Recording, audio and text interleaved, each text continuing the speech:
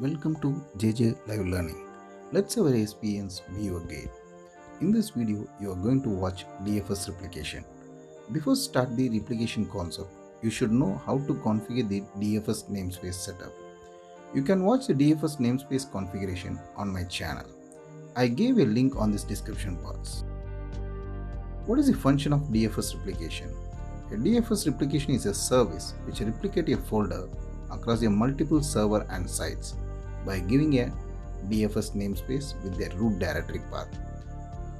Multiple replication server can use to keep your folder to synchronize between the two servers across the limit bandwidth and the network connections. If primary DFS namespace server, the root path will be failed, through the secondary DFS server, the end user can receive a file by secondary DFS namespace server with their root path. So the load balancing will be done here. What are the prerequisites will be need to configure your DFS server? First, we need Active Directory machine. Multiple DFS server we need. For example, the node 1 is the primary DFS server and node 2 will be secondary DFS server.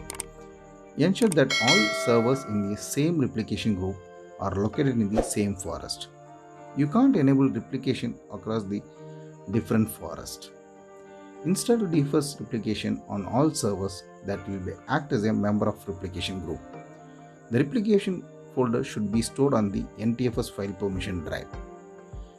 Let's start the live concept of the DFS replication. Now we log into the primary DFS server. Node 1 is your primary DFS server. Just go to the server manager by giving the command server manager. The server manager wizard will be open here. Select the manage. Give add roles and futures. Just give next. Enable your role based and future based to install the service. Node1.sun.com is your primary DFS server FQDN and the IP address will be 10.0.30 is the IP address of your primary DFS server. Now we are enabling the service on your files and storage service. Enable your DFS namespace as well as DFS replication. We are installing the service through roles. Just give next and start the installation process. Now the installation will be completed successfully on your primary DFS server. The same procedure you have to be followed on your node 2. The node 2 is nothing but it's a secondary DFS server, that is load balancing server. So just go to the server manager, give add roles and futures, enable role based and future based. What you did it on the primary DFS server, that same thing you have to do here. Node2.sun.com is the FQDN of your secondary DFS server. The IP will be 10.0.40. Enable the service. Enable the DFS as well as DFS replication and install the DFS service on your secondary DFS server. We successfully completed on both the node 1 and node 2. Now we are going to configure your DFS namespace. Just go to your primary DFS server, give the command dfs mgmt.msc, or you can go to the tools and you can give the DFS management. The DFS management console will be open. Now you are going to configure your namespace. Select the namespace and give your new namespace. Select who is your namespace server. So we are giving a node 1 is a namespace server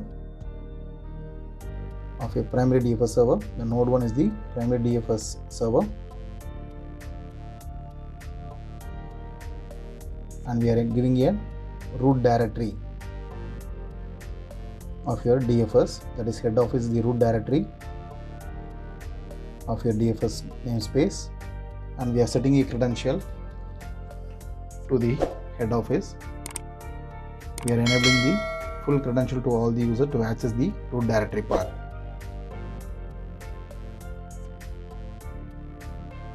So we are enabling the domain name. So end user can access the namespace through the FQDN, that is sun.com/head office. they can access the root directory through the domain based namespace. So that namespace will be replicated to your secondary DFS server also. So you can create manually on your secondary DFS server. There is namespace we can create. Otherwise, we can redirect the namespace from the primary DFS server. Just right click and give a namespace server. Just go to browse, select your DFS server system name through the network. The node 2 is the secondary DFS server computer name. Just give OK. So node 2./head office, and we are setting the privilege. The namespace server entries will be redirected to your secondary DFS server. So sun.com/head office is the namespace which is redirected to the secondary DFS server also. If you want to check it out, you can give a dfsmgmt.msc on your secondary DFS server and you can check it out over here. You can see here it will be transfer from your primary to secondary. Both the nodes will be enabled here. Now we are going to configure the replication group. We are creating a new replication group. So replication group will be helps to transfer the data from one node to another node. So we are giving a replication group name as HR for your domain sun.com. Add the server.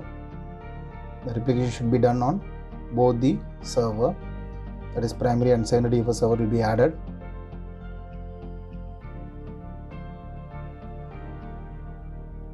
So through the mesh topology, the data will be redirected, and we can set the bandwidth also here. The bandwidth will be done between your primary DFS as well as secondary DFS to transfer the data, that is replicate the data from one end to another end. Select who is your primary DFS server. So we are enabling node 1 is the primary DFS server, and we are selecting the root path for replicate the directory from one end to another end. So on your E drive, we are creating the HR on your node1.sun.com is the replicated directory.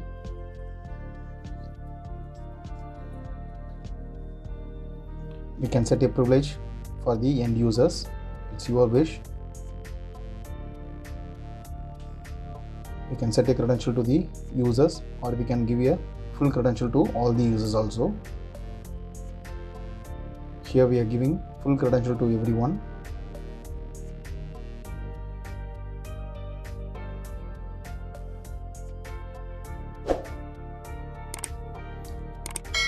So we set the privilege.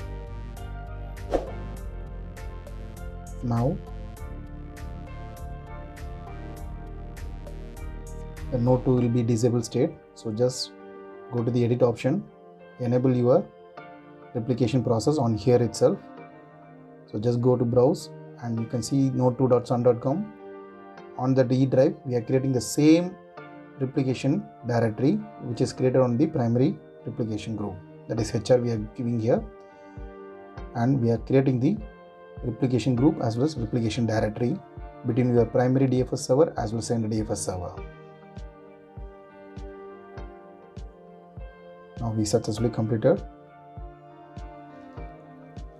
The same replication group will be present on your secondary DFS server also.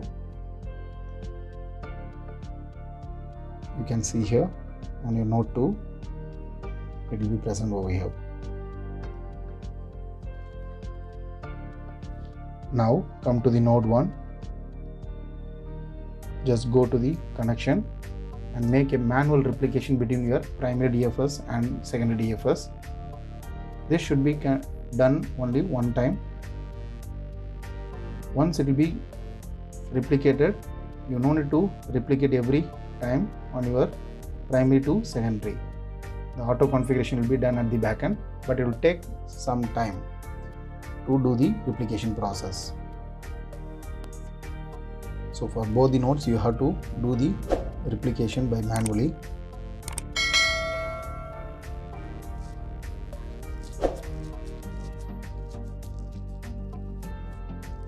Now we are going to make a replication group, that is, it should be published to your namespace.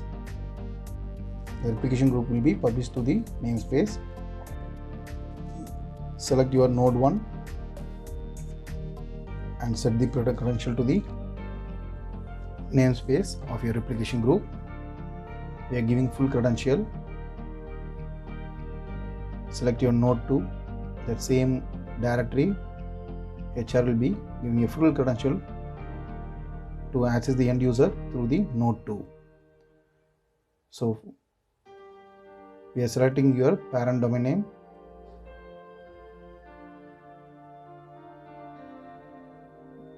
So domain name is sun.com/admin head office. It will be created here. We successfully create the public replication group. That is, we create a link on your namespace.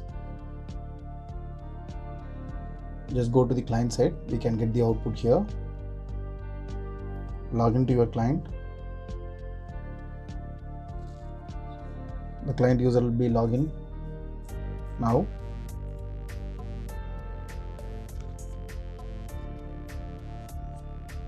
And they are giving the root directory path of your DFS. So giving the /sun.com/head office/HR. Head office is the DFS root directory and HR is the replication directory. So they are putting the data on the replication directory of the HR. That data will be redirected to primary DFS server as well as secondary DFS server, that is node 1 and node 2. On both the E drives, the data will be registered. You can see here on the E drive, on HR, if you open that thing, the file 1 will be present. As like same on the node 2, that is secondary DFS server, if you go to the E drive, on your replication directory, the file 1 will be present. So the replication will be done between your primary DFS server as well as secondary DFS server. Now we can see the load balancing. If any fault will be acquired on your primary DFS server, that is, the network will be disabled. By manually we are disabling here. If network will be issues or any traffic will be happen, how the client will be getting the output? So the client giving the same path, sun.com/head office/HR. The directory will be open through the secondary DFS server, that is node 2. They can put the data here on the replication group directory. That data will be stored on the node 2. It not replicated to the node 1 due to failure of your node 1. So if you go to the node 2, the data will be present on your HR. The data 1 will be present here. If you go to the node 1, if you check the directory, the data will not be present on your HR because the network will be disabled. So you will just enable the network. So the data will be replicated from the secondary DFS server to primary DFS server. It will take some time, that is minimum 5 to 10 minutes. It will be happen. If you give manual replication, the data will be redirected immediately. So the data will be redirected here. As like same, if node 2 will be failure, that is secondary DFS server will be failure, the same process will be done here. So we are disabling your secondary DFS server, the network will be disabled here. Go to the client side, give the same DFS root path, the root directory will be open here. So the end user will be putting the data. Those data will be transferred to the node 1, that is on your primary DFS server. The data will be redirected to the node 1. You can see the output here. On your E drive on HR, the data will be present. So if you go to the node 2, the data will not be transferred from the primary DFS server due to the network will be failed. So once you enable the secondary DFS server, that is node 2, the data will be redirected from your primary to secondary. Now you can get the output. If you really like my videos, like, share and subscribe my channel JJ Live Learning.